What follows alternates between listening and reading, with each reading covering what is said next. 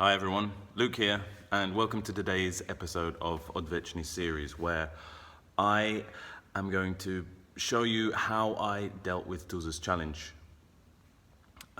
His challenge was from the Waiter's Revenge chapter from the book, and he asked us to discover how we would move in a crowded train environment. And so the qualities I felt that would shape my movement were avoiding and somehow squeezing through space. So this was the quality I discovered. Hope you enjoy.